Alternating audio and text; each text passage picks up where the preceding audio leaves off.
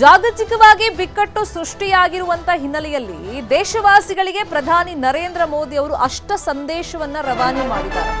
ಕೆಲವೊಂದು ಮುನ್ಸೂಚನೆಗಳನ್ನ ಕೊಡ್ತಾ, ಎಚ್ಚರಿಕೆಗಳನ್ನ ಕೊಡ್ತಾ ಮನವಿಯನ್ನು ಮಾಡಿದ್ದಾರೆ. ಅಂದ್ರೆ ಸರಳ ಜೀವನ ಶೈಲಿಯನ್ನ ರೂಢಿಸಿಕೊಳ್ಳಿ. ಕೊರೋನಾ ಕಾಲದಲ್ಲಿ ನಮ್ಮ ಜೀವನ ಶೈಲಿ ಹೇಗಿತ್ತು, ಲೈಫ್ ಸ್ಟೈಲ್ ಹೆಂಗಿತ್ತು, ಸೊ ಅಂತಹ ದಿನಗಳನ್ನ ನಾವೀಗ ಮತ್ತೆ ಅಳವಡಿಕೆ ಮಾಡ್ಕೊಳ್ಬೇಕು ಅಂತ ಹೇಳಿ ಕಿವಿ ಮಾತನ್ನ ಹೇಳಿದ್ದಾರೆ. ಕೊರೋನಾ ದಿನಗಳ ದಿನಚರಿ ಪ್ರಸ್ತುತ ಅಂತ ಹೇಳಿದ್ ಯಾಕೆ? ಹಾಗಾದ್ರೆ ಕಷ್ಟ ಕಾಲದ ಬಗ್ಗೆ ಉಲ್ಲೇಖವನ್ನ ಮಾಡ್ತಾ ಇದ್ದಾರೆ. ಹಾಗಾದ್ರೆ ಮುಂದೆ ದೊಡ್ಡ ಸಂಕಷ್ಟ ಕಾದಿದೆಯಾ? ಈ ಬಗ್ಗೆ ಚರ್ಚೆಗಳು ನಡೀತಾ ಇದೆ. ಹಾಗಾದ್ರೆ ನರೇಂದ್ರ ಮೋದಿ ಅವರು ಏನೇನು ಹೇಳಿದ್ದಾರೆ?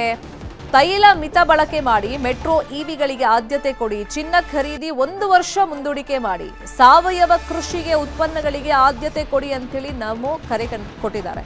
ಇನ್ನು ವರ್ಕ್ ಫ್ರಮ್ ಹೋಮ್ ಇದಕ್ಕೆ ಆದ್ಯತೆ ಕೊಡಿ, ಸದ್ಯಕ್ಕೆ ಫಾರಿನ್ ಅಂದ್ರೆ ವಿದೇಶ ಪ್ರವಾಸವನ್ನ ಕೈಗೊಳ್ಳೋದು ಬೇಡ, ದೇಶಕ್ಕಾಗಿ ತ್ಯಾಗವೂ ಕೂಡ ದೇಶ ಪ್ರೇಮವೇ ಅಂತ ಹೇಳಿ ನರೇಂದ್ರ ಮೋದಿ ಅವರು ಹೇಳಿದ್ದಾರೆ. ರೂಪಾಯಿ ಮೌಲ್ಯ ಹೆಚ್ಚಿಸಲು ಅಷ್ಟ ಸೂತ್ರಗಳನ್ನ ದೇಶದ ಜನತೆಯ ಮುಂದಿಟ್ಟಿದ್ದಾರೆ.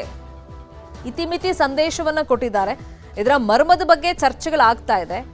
ಆಲ್ರೆಡಿ ಮಧ್ಯಪ್ರಾಚ್ಯದಲ್ಲಿ ಯುದ್ಧ ನಡೀತಿರೋದ್ರಿಂದ ಅದರ ಎಫೆಕ್ಟ್ ಅನ್ನ ನಾವು ನೋಡಿದ್ವಿ.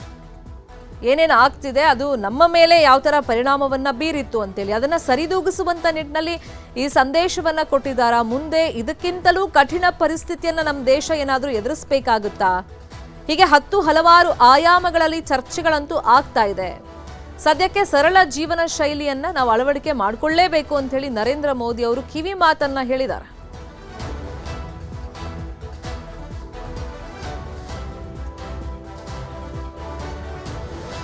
ಹಾಗಾದ್ರೆ ಇದಕ್ಕೆ ನಾಗರಿಕರ ಅಭಿಪ್ರಾಯ ಹೆಂಗಿದೆ? ನರೇಂದ್ರ ಮೋದಿ ಅವರು ಎಚ್ಚರಿಕೆ ಕೊಟ್ಟಿರೋದ್ರಿಂದ, ಈ ಸಂದೇಶವನ್ನ ಕೊಟ್ಟಿರೋದ್ರಿಂದ ಹುಬ್ಬಳ್ಳಿಯಲ್ಲಿ ವ್ಯಾಪಾರಿಗಳು ಏನ್ ಹೇಳಿದ್ದಾರೆ, ಹಾಗೇನೆ ಬೆಳಗಾವಿಯಲ್ಲಿ ಸಾರ್ವಜನಿಕರು ಏನ್ ಹೇಳಿದ್ದಾರೆ ಕೇಳೋಣ. ನಿನ್ನೆ ಪ್ರಧಾನಮಂತ್ರಿ ಈ ಏನು ಹೇಳಿದ್ರಲ್ಲ, ಪೆಟ್ರೋಲು ಮತ್ತು ಬಂಗಾರ, ನಿಜವಾಗ್ಲೂ ಅದು ಹೇಳಿದ್ದು ಅವರು ಯಾವುದೇ ರೀತಿಯಿಂದ ತಪ್ಪಲ್ಲ. ಯಾಕಂದರೆ ಇವತ್ತು ಎಷ್ಟು ಬೇಕು ಅಗತ್ಯ ಬಿಟ್ಟು ನಾವು ಜಾಸ್ತಿ ಬಳಸಿದರೆ, ಪೆಟ್ರೋಲ್ ಆಗಲಿ, ಈ ಮದುವೆಗೇನು ಬಂಗಾರ ಒಂದು 10 ತೊಲಿ ತೊಗೊಳ್ಳಲು 20 ತೊಲಿ ತೊಗೊಂಡ್ರೆ ಎಲ್ಲ ನಮ್ಮ ಇಂಟರ್ನ್ಯಾಷನಲ್ ಮಾರ್ಕೆಟಿಗೆ ನಾವು ದುಡ್ಡು ಕೊಡಬೇಕಾಗತ್ತೆ. ಅದರಿಂದ ನಮ್ಮ ಈ ಡಾಲರ್ ರೇಟ್ ಹೆಚ್ಚಿಗೆ ಆಗುತ್ತೆ, ಆಮೇಲೆ ನಮ್ಮ ದುಡ್ಡೆಲ್ಲ ಹೊರಗಡೆ ಹೋಗುತ್ತೆ. ಸೊ ಅದಕ್ಕೆ ಅವ್ರು ಹೇಳೋದು ಏನಂತಂದರೆ, ನಿಮ್ಗೆ ಎಷ್ಟು ಬೇಕಾ ಅಷ್ಟು ನೀವು ಬಳಸ್ರಿ. ನರೇಂದ್ರ ಮೋದಿಯವರು ಹೇಳಿದ್ದು ಭಾಳ ಸತ್ಯ ಇದೆ. ಅದು ಪೆಟ್ರೋಲ್ ಡೀಸೆಲ್ ನಮಗೆ ಇಲ್ಲಿ ಇಂಡಿಯಾದಲ್ಲಿ ತಯಾರಾಗೋದಿಲ್ಲ, ಹೊರಗಿನ ದೇಶದಿಂದ ಬರ್ತೈತಿ. ನಮ್ಮ ರೊಕ್ಕ ಹೆಚ್ಚಿಗೆ ಇಂಡಿಯಾದ ರೊಕ್ಕ ಹೊರಗಿನ ದೇಶಕ್ಕೆ ಹೋಗೋರ್ಲಿಂದ ನಮ್ಮ ಇಂಡಿಯಾದ್ದು ರೊಕ್ಕಕ್ಕೆ ಡಿಮಾಂಡ್ ಕಡಿಮೆ ಆಗೈತಿ. ಮೊದಲು $70 ರೂಪಾಯಿ ಒಂದು ಡಾಲರ್ ಇತ್ತು, ಈಗ 92-93 ರೂಪಾಯಿ ಒಂದು ಡಾಲರ್ ಆಗಿದೆ. ಮೋದಿಯವ್ರು ಹೇಳಿದ ಸತ್ಯ ಐತಿ. ಪೆಟ್ರೋಲ್ ಡೀಸೆಲ್ ನಾವು ಖರ್ಚು ಮಾಡೋದು ಕಡಿಮೆ ಮಾಡಬೇಕು. ಆಮೇಲೆ ಟೂರಿಸ್ಟಿಗೆ ಅಲ್ಲಿ ಜನ ಭಾಳ ಹೋಗ್ತಾರೆ ನಮ್ಮ ದೇಶದಲ್ಲಿ, ಅದು ಕಡಿಮೆ ಆಗಬೇಕು. ಪೆಟ್ರೋಲ್ ಡೀಸೆಲ್ ಇವತ್ತು ಭಾಳ ಖರ್ಚು ಆಗೋದ್ರಿಂದ ದೇಶಕ್ಕೆ ನುಕ್ಸಾನ ಇದೆ ಹೊರತು ದೇಶಕ್ಕೆ ಫಾಯ್ದಾ ಇಲ್ಲ.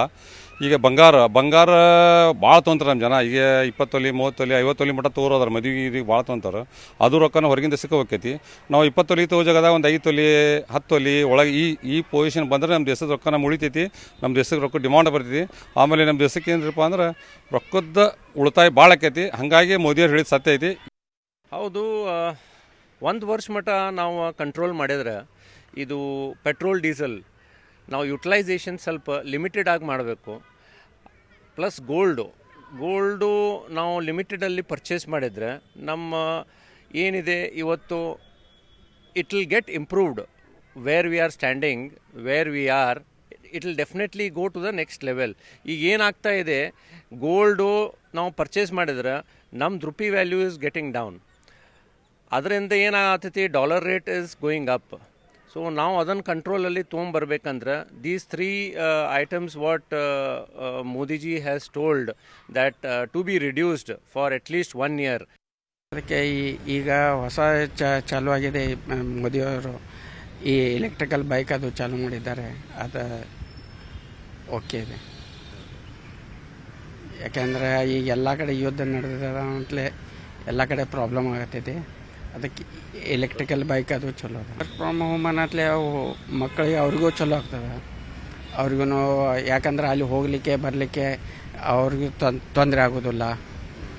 ಇಲ್ಲಿ ಇದ್ದು ಮಾಡ್ಬೋದು ಆರಾಮ. ಇಲ್ಲ, ಮೋದಿ ಅವರು ಹೇಳಿದ್ದು ಬರೋಬ್ಬರಿ ಕರೆಕ್ಟ್. ಯಾಕಂದರೆ ಒಂದು ವರ್ಷನೇ 2 ವರ್ಷ ಒಂದು ಜರ ಚಿನ್ನ ಬೆಳೆ ಅದಕ್ಕೆ ಇದನ್ನು ಕೊಡೋಂಗಿಲ್ಲ, ವ್ಯಾಲ್ಯೂ ಕೊಡಬಾರ್ದು ಆ್ಯಕ್ಚುಲಿ. ಇವಾಗ ಪೆಟ್ರೋಲ್ ತುಂಬ ಕಾಸ್ಟ್ಲಿ ಆಗಿದೆ. ಅದಕ್ಕಿಂತ ಬಸ್ ಹೋಗೋದು ಚಲೋ. ಆದಷ್ಟು ಇಲೆಕ್ಟ್ರಿಕಲ್ ಬೈಕ್ ಬಸ್ ಯೂಸ್ ಮಾಡಬೇಕು. ಏನು ನಿಮಗೆ ಅವಶ್ಯಕತೆ ಇದ್ದರೆ ಅಷ್ಟೇ ಹೋಗ್ಬೋದು. ಆದಷ್ಟು ನೀವು ಇದು ಮಾಡಬೇಕು, ಬೈಕ್ ಬಸ್ಲೇ ಹೋಗೋದು ಬೆಟ್ರ್.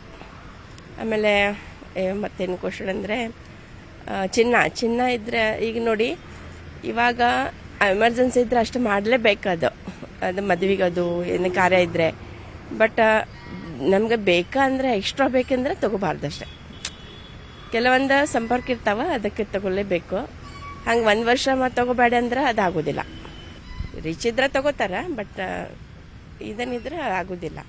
ಸ್ವಲ್ಪ ಆದಷ್ಟು ಅವಾಯ್ಡ್ ಮಾಡಬೇಕು. ಪೆಟ್ರೋಲ್ ರೇಟು ತುಂಬ ಹೆಚ್ಚಾಗ್ತಾ ಇದೆ. ಇವಾಗ ಇರಾನು ಮತ್ತೆ ಇದು ಯುದ್ಧ ನಡೀತಿದೆ ಅಲ್ಲ, ನಾವು ಹೇಗೆ ಕಂಟ್ರೋಲ್ ಮಾಡುವುದಂದ್ರೆ ತುಂಬ ಅವಶ್ಯಕತೆ ಇದ್ರೆ ಮಾತ್ರ ಬೈಕು, ಅಂದ್ರೆ ನಿಮ್ಮ ಮನೆಯಲ್ಲಿ ವೆಹಿಕಲ್ ಇದ್ರೆ ಓಡಾಡಿಸಿ. ಇಲ್ಲ ನಾವು ಬಸ್, ಗೌರ್ಮೆಂಟ್ ಬಸ್ ಕೊಟ್ಟಿದೆ, ಬಸ್ಸಿಂದ ನಾವು ಓಡಾಡ್ಬೋದು, ಅಲ್ಲಿಂದ ನಾವು ಪೆಟ್ರೋಲ್ ಕಂಟ್ರೋಲ್ ಮಾಡ್ಬೋದು. ಮತ್ತೆ ಹಾಗೆ ಮಾಡ್ಬೋದು ಸರ್.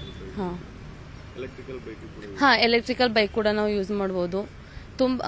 ಅಂದ್ರೆ ಸೈಕಲ್ ಕೂಡ ಅಂದ್ರೆ ನೋಡಿ, ಮೊದಲಿನ ಕಾಲನವ್ರಿಗೂ ಬೈಕೇ ಬೇಕು ಅಂತಿಲ್ಲ. ಸೈಕಲ್ ನಾವು ಓಡಾಡ್ಸಿದ್ರೆ ಅವರು ಎಕ್ಸರ್ಸೈಸ್ ಕೂಡ ಆಗತ್ತೆ, ಪೆಟ್ರೋಲ್ ಕೂಡ ಉಳಿತಾಯ ಆಗತ್ತೆ. ಹೀಗೆ ನಾವು ಪೆಟ್ರೋಲ್ ಉಳಿತಾಯ ಮಾಡ್ಬೋದು ಸರ್. ನೋಡಿ, ಚಿನ್ನದ ಬೆಲೆ ಇವಾಗ ದಿನ ಹೋಗಿ ತುಂಬಾ ಹೆಚ್ಚಾಗ್ತಾ ಇದೆ. ಅದು ಇವಾಗ ಹೇಳಿದಾರಲ್ಲ ಮೋದಿ, ಮುಂದಿನ ವರ್ಷ ಕಡಿಮೆ ಆಗ್ಬೋದು ಅಂತ. ಅದೊಂದು ಹೋಪ್ದಲ್ಲಿ ನಾವು ಇನ್ನೊಂದು ವರ್ಷ ಚಿನ್ನ ಖರೀದಿ ಮಾಡೋದು ಬಿಟ್ಟು ಮುಂದಿನ ವರ್ಷ ಮಾಡ್ಬೋದು. ಈಗ ಚಿನ್ನ ಖರೀದಿ ಮಾಡಕ್ ಹೋಗ್ಬೇಡ್ರಿ ಅಂದ್ರೆ, ಈಗ ಬೇಸಿಕ್ ಇಂಡಿಯಾದಲ್ಲಿ ಅಂದ್ರೆ ನೋಡಿದ್ರೆ compare to other world, Indian womens are having more gold than as compare to the reservoirs of other country ಅಂತ ಅಷ್ಟು ನಾಲೆಜ್ ನಂಗೆ ಗೊತ್ತದ. ಸೊ ಚಿನ್ನ ಖರೀದಿ ಮಾಡಿದ್ರೆ ಎಷ್ಟು ಬೇಕು ಅಷ್ಟೇ ತಗೋರಿ, ಅದು ಜಾಸ್ತಿ ಸ್ಟಾಕ್ ಅಂತ ಇಟ್ಕೋಬೇಡ್ರಿ. ಬಿಕಾಸ್ ಅದು ಫ್ಲಕ್ಚುಯೇಷನ್ಸ್ ಯಾವಾಗೂ ಆಗ್ಬೋದು, ರಿಸೋರ್ಸ್ ಮೇಲೆ ಡಿಪೆಂಡ್ ಇರುತ್ತೆ. ಎಷ್ಟು ಬೇಕೋ ಅಷ್ಟೇ ಯೂಸ್ ಮಾಡ್ರಿ, ಅಷ್ಟೇ ಹೇಳ್ಬೋದು ನಾನು ಅದ್ರ ಬಗ್ಗೆ. ಮೋದಿ ಹೆಂಗೆ ಹೇಳ್ಯಾರ ಅವ್ರು ಅಂದ್ರೆ, ನಾವು ಯಾವಾಗಲೂ ಸಪೋರ್ಟ್ ಮಾಡ್ಬೇಕು ಪೀಸಿಗೆ, ವಾರಿಗೆ ಯಾವಾಗಲೂ ಹೋಗಬಾರ್ದು. ದೇರ್ ಮೇಟ್ ಬಿ ಭಾಳ ಸೊಲ್ಯೂಷನ್ಸ್ ಬರ್ತಾವೆ before going to the war also. ಆದರೆ ಏನು solutions, best solutions is going sitting on table and deciding what will happen ಅಂತ. ಮೋದಿಯವರು ಈ ಥರ ಹೇಳಿದಾರೆ ಅಂದ್ರೆ ಏನೋ ಒಂದು ರೀಸನ್ ಇರಬೇಕು. ಬಿಫೋರ್ ಕೋವಿಡ್ ಅವರು ಒಂದು ಅಲರ್ಟ್ ಮಾಡಿದ್ರು, ಯಾಕಂತಂದರೆ ಜಾಸ್ತಿ ಓಡಾಡಕ್ಕೆ ಹೋಗ್ಬೇಡಿ, ಹಂಗೆ ಮಾಡಿ ಅದನ್ನೆಲ್ಲ ಮಾಡಬೇಡಿ ಅಂತ. ಬಟ್ ಜನ ಕೇಳಿಲ್ಲ, ಅದರಿಂದ ಎಷ್ಟೋ ಪ್ರಾಣಹಾನಿಗಳಾಗಿ ಹೋಗ್ಬಿಟ್ವು. ಸೊ ಇದನ್ನ ಅಲರ್ಟ್ ಮಾಡಿದಾರೆ ಅಂತಂದರೆ ಅದರಲ್ಲಿ ಏನಾದರೂ ಒಂದು ವಿಷಯ ಇರಬಹುದು. ಸೊ ಅವ್ರು ಹೇಳ್ದಂಗೆ 1 ವರ್ಷ ತನಕ ಹೋಲ್ಡ್ ಇಟ್ ನೋಡ್ಬೇಕು. ಯಾಕಂದ್ರೆ ಈಗ ಚಿನ್ನದ rate before compare to 3 years back ಒಂದು 60,000 to 70,000 ಇತ್ತು. ಈಗ ನೋಡಿದ್ರೆ ಅದೇ 1,60,000, 1,70,000 ಆಗಿದೆ. ಸೊ ಅವ್ರು ಏನಾದರೂ ಹೇಳಿದಾರೆ ಅಂತಂದ್ರೆ ನೋಡ್ಬೇಕು, 1 ವರ್ಷ ವೇಟ್ ಮಾಡಿ ನೋಡಿ, ನೆಕ್ಸ್ಟ್ ಇಯರ್ ಅದು ಪ್ರೈಸ್ ಡೌನ್ ಆದರೆ ತಗೋಬಹುದು ಅಂತ ನನ್ನ ಒಪಿನಿಯನ್.